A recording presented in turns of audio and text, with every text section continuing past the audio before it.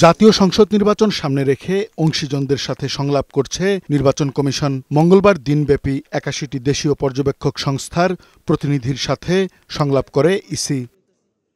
পর্যবেক্ষক সংস্থার প্রতিনিধিরা সুষ্ঠু নির্বাচন আয়োজনে নানা পরামর্শ দেন কমিশনকে। যদি ইনক্লুসিভ নির্বাচন করতে চাই, সেই ভোটার এডুকেশনের যে আমি রিসোর্স বর্তমানে বাংলাদেশে দেখছি বৈদেশিক অনুদান নির্ভর খুবই কম। সব অংশীজনের আস্থা অর্জনে অংশগ্রহণ নিশ্চিত করা এটা খুবই জরুরি।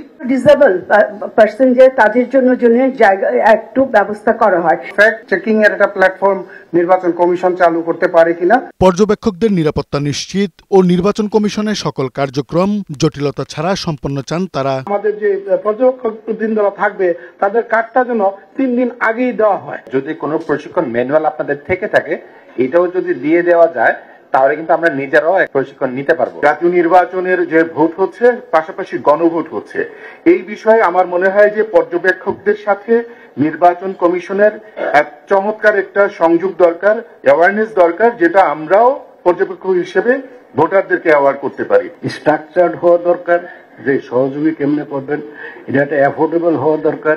এ সময় নির্বাচন কমিশনাররা বলেন, ইতিহাসের সবচেয়ে স্বচ্ছ নির্বাচন হবে আগামী সংসদ ভোট। বাংলাদেশের ইতিহাসে সবচেয়ে স্বচ্ছ নির্বাচন হতে যাচ্ছে 2026 সালে।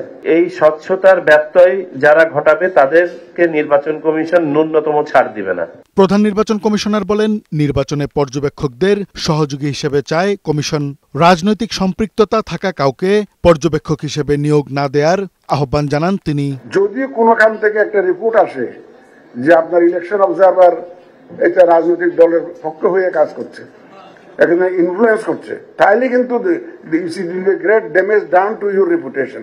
এজেন্ডা একটাই, একটা ক্রেডিবল, সুন্দর, ট্রান্সপারেন্ট নির্বাচন জাতিকে উপহার দেওয়া। নির্বাচনের সময় মাঠ পর্যায়ের কর্মকর্তাদের জবাবদিহিতা নিশ্চিত করতে পর্যবেক্ষকরা ভূমিকা রাখবে বলেও মন্তব্য করেন সিইসি। কাজী ফরিদ, বৈশাখী সংবাদ, ঢাকা।